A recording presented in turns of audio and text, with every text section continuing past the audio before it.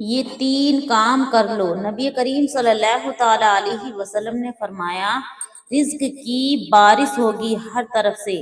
تو ہمارے اسلامی بھائیوں کا یہ ہمیشہ یہ رہتا ہے، اور ہماری اسلامی بہنیں پریشان رہتی ہیں کہ گھر میں کمائی تو بہت ہے لیکن برکت نہیں ہے، اور کاروبار ایک دم سے ٹھپ ہو رہا ہے۔ تو انشاءاللہ تبارک و تعالی یہ تین کام اپنی زندگی میں اپنائیں گے نا تو انشاءاللہ آپ کے گھر میں خیر و برکت کا نزول ہوگا۔ تو ناظرین اکرام، آج میں آپ کو نبی کریم صلی اللہ علیہ وسلم کی ایسی عظیم تعلیمات بتانے جا رہی ہوں کہ اگر بندہ ان پر عمل کر لے تو رزق آسان ہوگا اور آسمان و زمین سے برسنے لگے گا، تنگ دستی آسانی میں بدل جاتی ہے اور غیب سے مدد آنے لگتی ہے۔ یہ تین کام قرآن اور حدیث اور معتبر سنی بریلوی کتابوں سے ثابت ہیں۔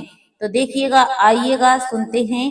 پیارے اسلامی ناظرین اکرام، آپ سے چھوٹی سی ریکویسٹ ہے کہ چینل پر نیو ہے تو فوراً سبسکرائب کر لیں اور ویڈیو کو لائک شیئر کرنا نہ بھولیں۔ تو دیکھیے گا پہلا کیا کام ہے۔ پہلا کام ہے کثرت سے استغفار کرنا۔ ناظرین اکرام، استغفار صرف گناہوں کی معافی نہیں ہے بلکہ رزق کھینچنے کا سب سے بڑا ذریعہ ہے۔ قرآنی دلیل ہے، اللہ تبارک و تعالی ارشاد فرماتا ہے اپنے رب سے معافی مانگو، بے شک وہ بڑا معاف کرنے والا ہے، وہ تم پر آسمان سے خوب بارش برسائے گا اور مال اور اولاد سے تمہاری مدد فرمائے گا۔ جیسے کہ سورہ نوح آیت نمبر 10 اور 12 پر اللہ تبارک و تعالی ارشاد فرماتا ہے یہ بارش سے مدارف صرف پانی نہیں بلکہ رزق کی بارش ہے۔ حدیث مبارکہ میں آتا ہے نبی کریم صلی اللہ تعالی علیہ وسلم نے ارشاد فرمایا جو شخص استغفار کو لازم کر لے اللہ اس کی ہر تنگ دستی سے نکلنے کا راستہ بنا دیتا ہے اور اسے وہاں سے رزق دیتا ہے جہاں سے اس نے گمان بھی نہ کیا ہو۔ سبحان اللہ۔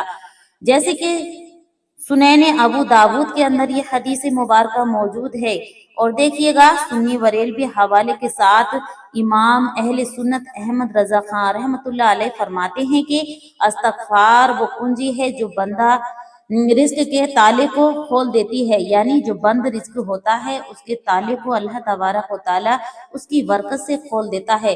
جیسے کہ فتاوی رضویہ کے اندر آتا ہے روزانہ فجر کے بعد 100 مرتبہ پڑھا جائے استغفار۔ اب آئیے گا اس کو پڑھنے کا طریقہ کیا ہے۔ آپ کو فجر کی نماز ادا کر لینی ہے اور اس کے بعد آپ کو 100 مرتبہ استغفار پڑھنا ہے۔ استغفار یہ ہے استغفر اللہ ربی من کل ذنب واتوب الیہ۔ دوسرا کام نماز کی پابندی، خصوصاً فجر کی نماز۔ ناظرین اکرام، نماز صرف عبادت نہیں ہے بلکہ رزق کی ضمانت بھی ہے۔ حدیث مبارکہ میں آتا ہے رسول اکرم صلی اللہ تعالی علیہ وسلم نے ارشاد فرمایا فجر کی نماز کے بعد بیٹھنے والے کے رزق کے ذمہ داری اللہ لے لیتا ہے۔ جیسے کہ مسند احمد کے اندر یہ حدیث مبارکہ موجود ہے۔ فجر کی خاص فضیلت آئی ہے۔ حضرت نبی کریم صلی اللہ تعالی علیہ وسلم نے فجر کے وقت یہ دعا پڑھنے کے لیے تاکید فرمائی۔ یہ دعا یہ ہے اللہم بارک لامتی فی بکورہا۔ ترمذی شریف کے اندر یہ دعا موجود ہے اور یہ حدیث مبارکہ بھی موجود ہے۔ جیسے کہ بہار شریعت میں آتا ہے جو بندہ نماز کا اہتمام کرتا ہے اس کے رزق میں برکت خود اس کے پیچھے چلتی ہے، یعنی کھینچ آتی ہے اور اللہ تبارک و تعالی اس کے گھر میں برکت عطا فرماتا ہے۔